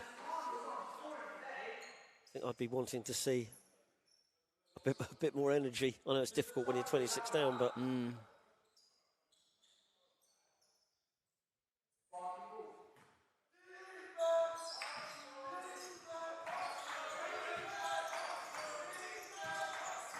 Great work against the 1-2-2 pressure. Kicks it to the corner. Daly for the three. Can't hit it. They're struggling all across the board just to find that three. Oops. Robbie Graham's tripped. No foul called.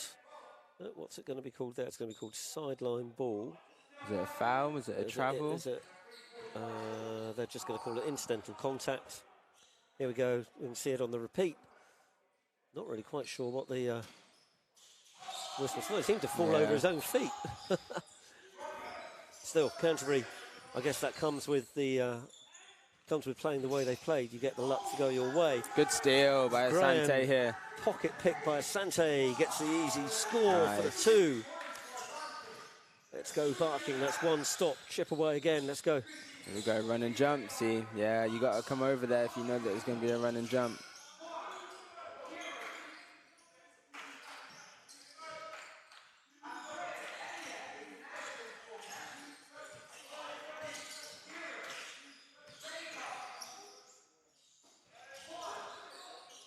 Shot clock, I was just going to say shot clock's running down. I think they were aware of. That's on Canterbury's bench though. As a bench, when you're on the bench, you got to be able to know the shot clock, and as your team are out there probably tired, can't communicate as much and recognize that, you got to be able to be that second mind for them and being able to shout that out loud. Yeah. And just a question, actually, it's interesting because the courtside commentator was counting it down. When you're out there playing, do you hear that, or is that just is that completely blocked out? Do you hear the courtside commentator at all, or is it just? Yeah, it's tough. Yeah, it's blocked out for sure. You can't really hear it, especially when you're in the midst of trying to think of so much. Yeah. Great take. Kieran Farrell as well, getting to the rack for the 2. Oh. That brings him to 22 personal in this game. Abbey spinning his way to the bucket. Unlucky, he can't get it to go. Athletic move, but can't finish on the left hand.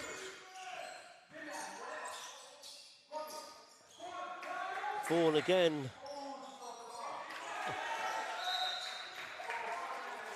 And Andreas Elia. Can't be more than 6 foot, tussling with the 7 foot Hayden Ling on the offensive glass there.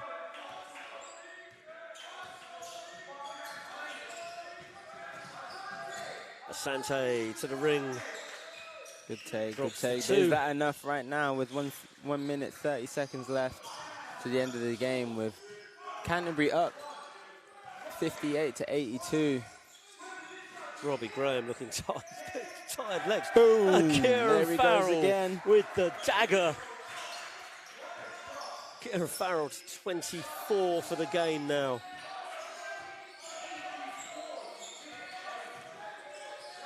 I've been impressed with what he's done for his team, not just on the offensive board, not just on the offensive end. Nice step from the other Asante. It's a two-man Asante show for Barking Abbey as we close in on the last minute of the game. Farrell again, still got the legs. After 40 minutes of hard work, Alexander Vaughan getting back on D to knock it out of bounds.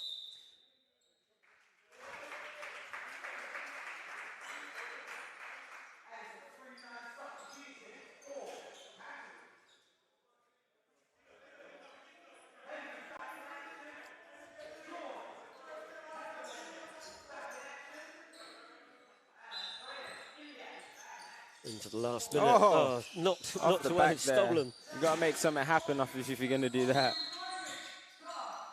It was a great move. A smart move. Peter Asante looking in some trouble here with his knee when he went down out of bounds.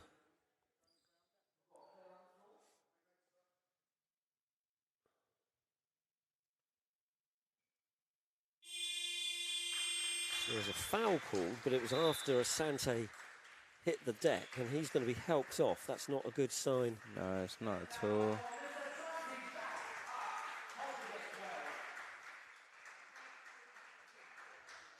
Helped off by his brother on one side and Hayden Ling on the other.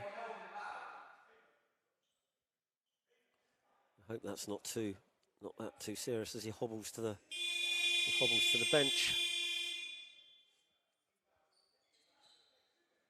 Sean Sampson came back into the game for him for the last 46 seconds.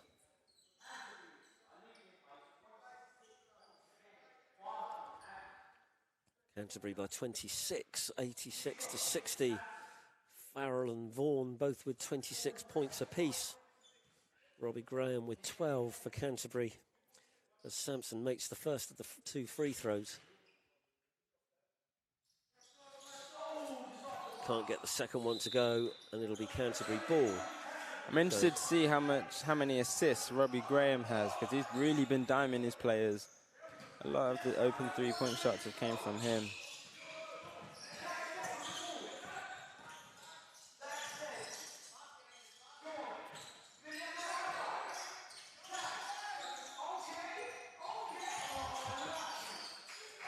Hardvendel can't get the 3-point bomb to drop. Just under 30 seconds to go. Asante looking on the drive to push it. Again, 1 on 3, always going to be difficult. Zach Stead gets it down floor. Hardvendel, sorry, not Hardvendel. Elia with the 3-point attempt. Can't get that to go. But it was last touch by Barking Abbey. It'll be Canterbury ball.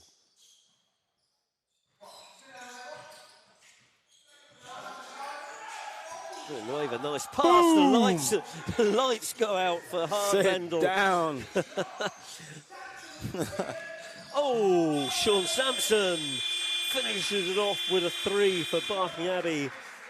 Not going to be enough as Canterbury run out winners of this initial game, 89-60. That's the first of this afternoon's EABL Summer Showcase here at the Sun Sports Complex done. Canterbury 89, Barking Abbey 60. Congratulations to Canterbury, commiserations to Barking Abbey.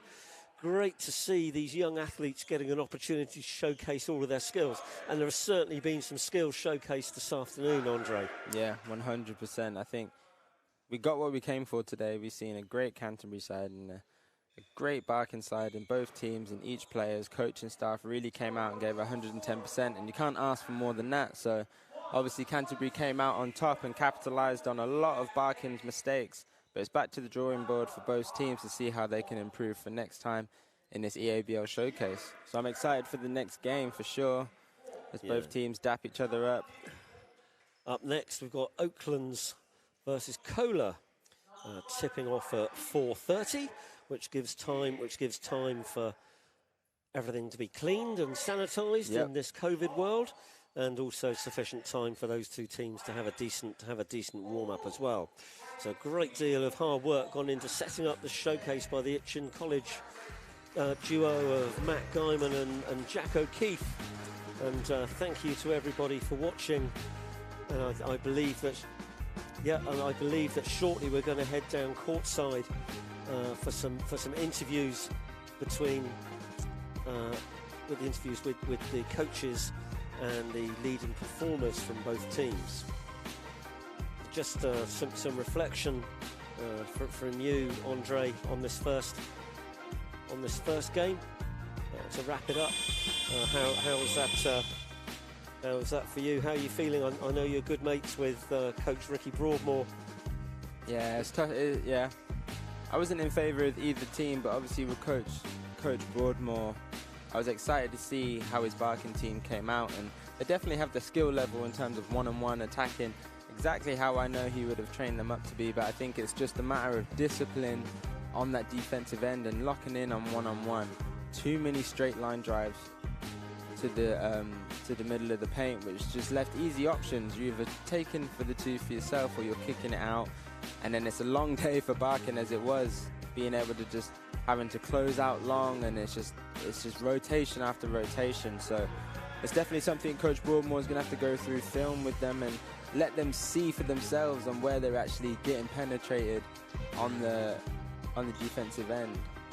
With Canterbury, it was amazing. There's a couple players that I've seen on the highlight reel, like Farrell and Robbie Graham, and just being able to see them live, they really are what I've seen, being composed and mature. And Canterbury really have a good team on their side, and they play together, as you said, and I'm just excited to see them moving forward and how good they can really be. Absolutely, and thanks for that, Dre. And with that, we're now ready to go down courtside to Tom Merrill, who has the winning coach Adam Davies with him, as well as one of those standout performers for Canterbury this afternoon, Kieran Farrell. Over to you, Tom.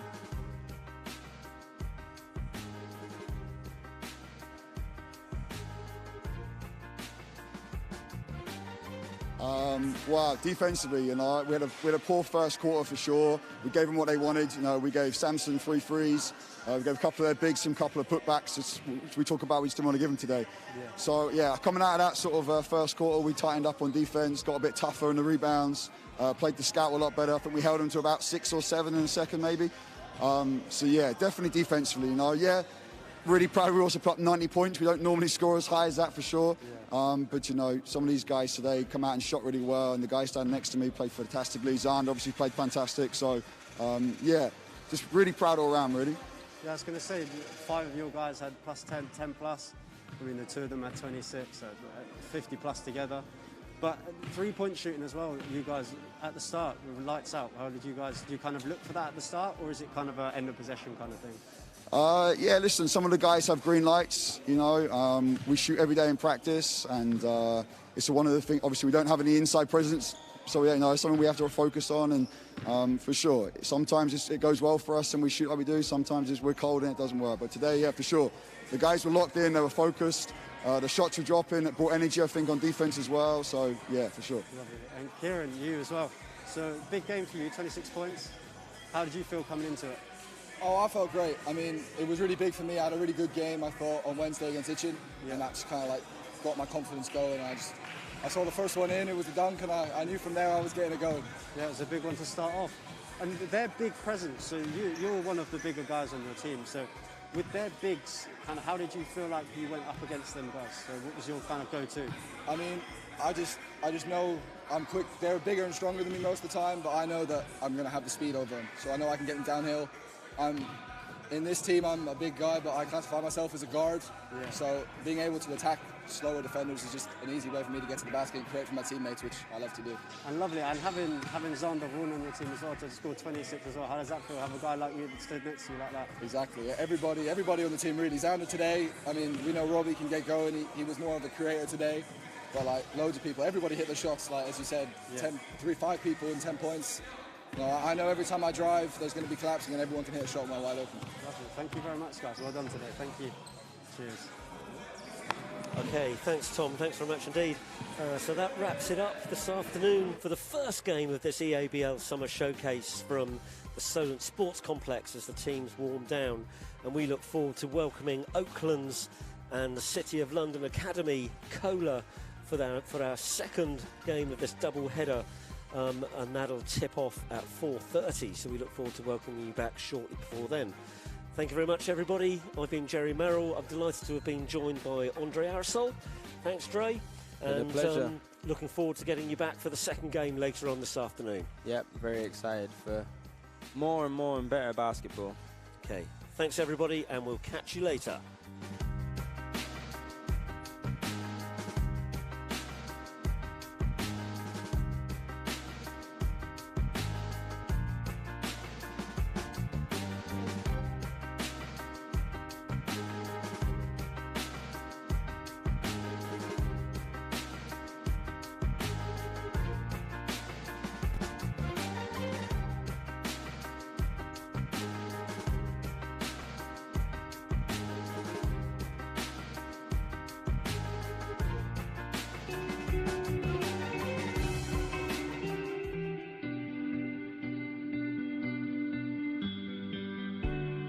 Performance sport here at Solent University is well established. Our current High Performance Academy cater for individual and team-based athletes who study here at Solent University. We currently cater and support over 40 athletes on the programme, covering approximately 10 different sports. And we have a real international feel to our athletes with over 9 nations represented on our programme.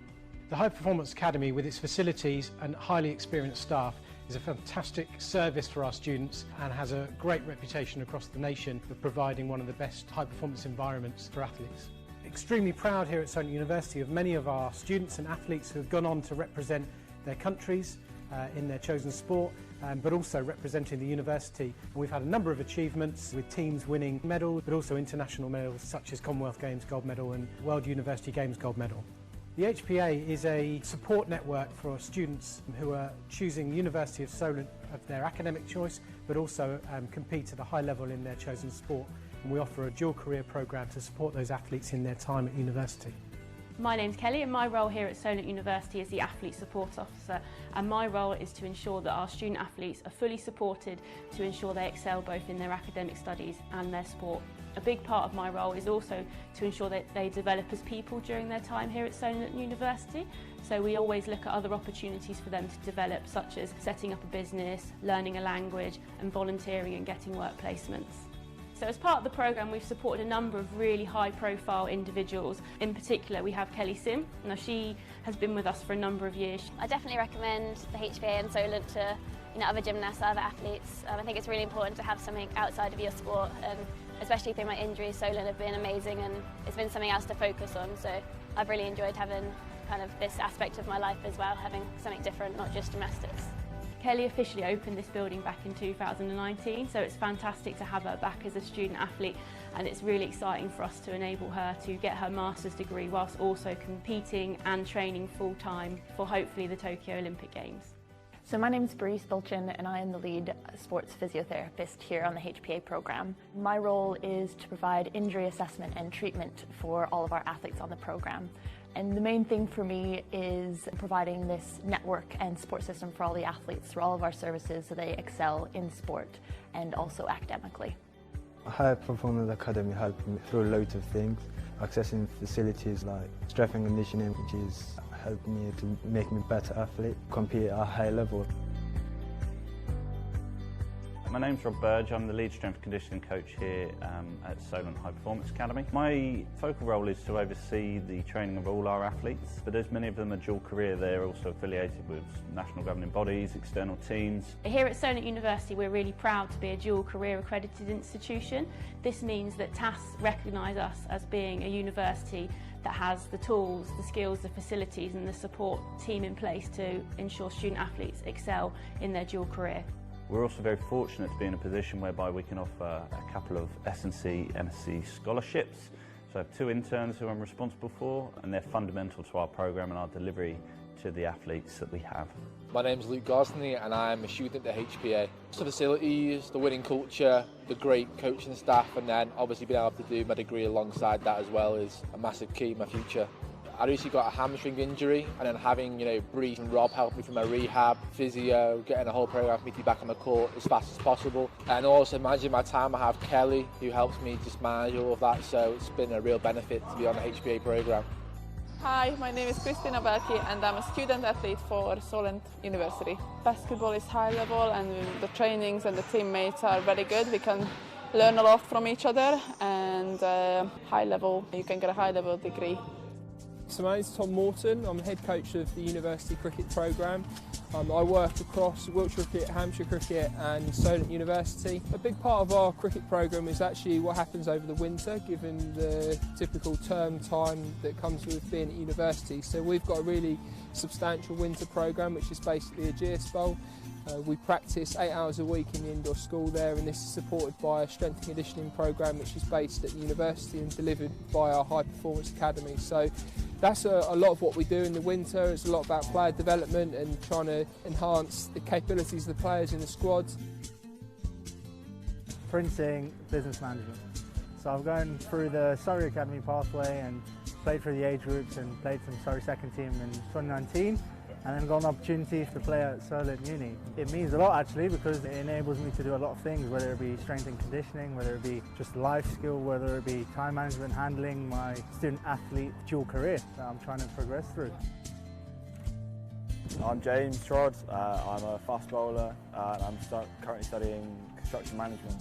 Yeah, it's been really good. Both Solent and Hampshire have been really flexible. Spoken to Kelly as well, she's helped me out. It's really good. She's been able to speak to some of my teachers as well and just making sure that everybody knows what's going on, so it's been really good. I'm Nathan Blackie, I compete in athletics and I study sports science.